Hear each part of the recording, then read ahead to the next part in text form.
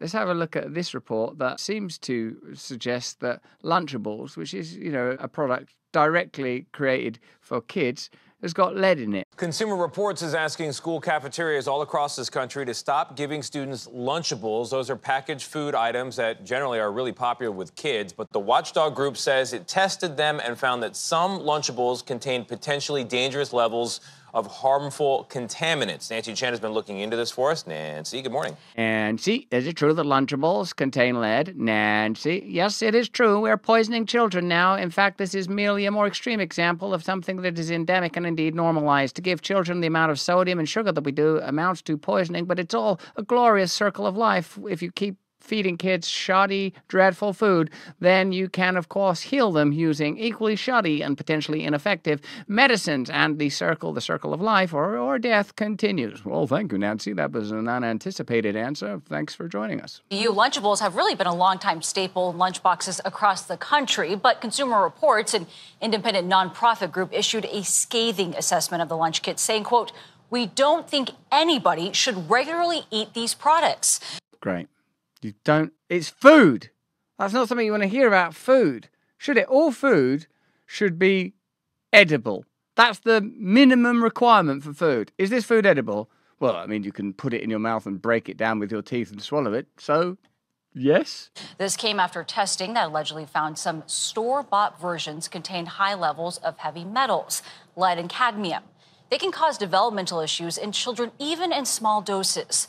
The study also found concerning amounts of sodium as well as phthalates, chemicals used in plastic packaging. Come on, man. It's just getting out of control, isn't it? Poisoning children. Yeah, it's high levels of sodium, phthalates, lead, cadmium. These are the type of stories that breach the surface, are discernible, demonstrable, and easily corroborated, that make me more willing to listen to and consider more outlandish theories about, for example, I don't know, chemtrails or things in the water. I mean, there is such sort of negligence, disregard, and occasionally malfeasance present in big food, big pharma, and the kind of systemic abuses that pass masked continually through our lives, that how can you just outright say, oh no, that's ridiculous? Just seems at least worthy of contemplation that this is systemic, deliberate, if not just the inert practices of a careless system. Man, I don't know if I can even watch the rest of this. Let me try. Are also known hormone disruptors.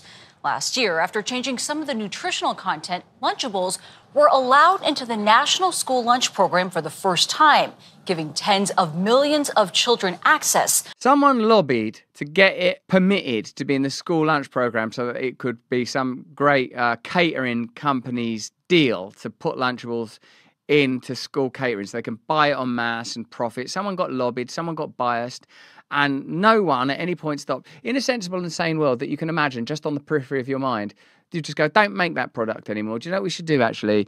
Right, what we should do is we should feed children food that's either been grown or hunted or otherwise harnessed from the area that we're all living in. That might mean that there are less opportunities for profit. But let's focus all of our attention on localization. Let's for a minute stop regarding everything solely from a materialistic perspective. Lunchables is the pinnacle of the pyramid of commodity that we all lay sprawled upon, the base of your spine pierced, you spread-eagled and hopeless, pummeled by a system of deep, deep loathing. And the only way down from this crucifix, and maybe Jesus, maybe we should just stay on it, is to awaken immediately. On a near daily basis.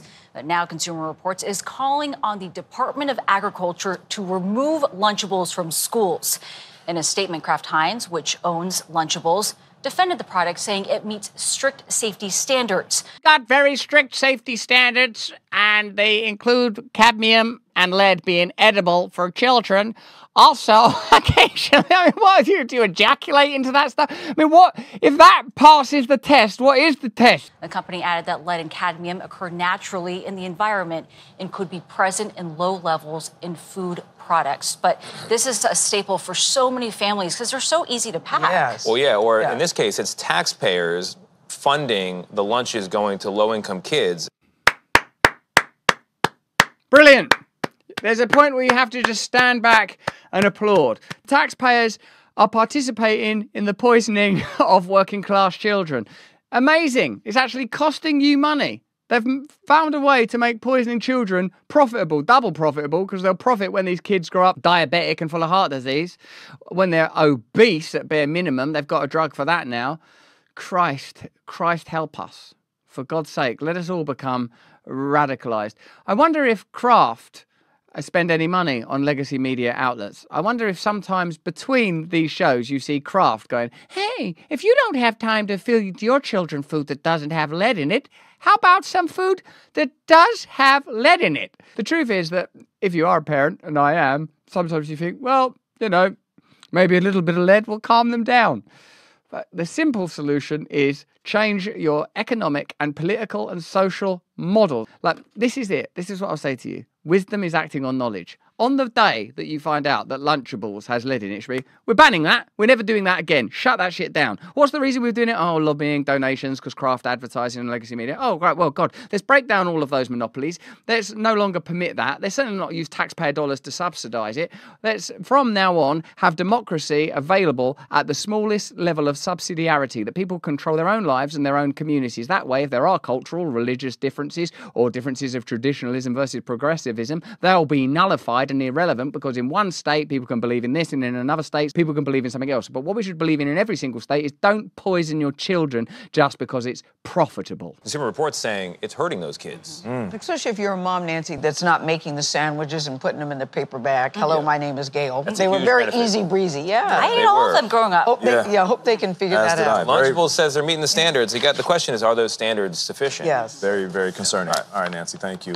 Who sets the standards, and do the people that set those standards receive revenue from Kraft or other processed food organisations? I think you know the answer to all of those questions. Hey, thanks for watching. If you want to see more uncensored content where free speech can flourish, join our live stream. Click the link right here to watch the next video if you want to, or become a member of a growing movement. Download the Rumble app and you'll be informed every time we make a new piece of content. Stay free.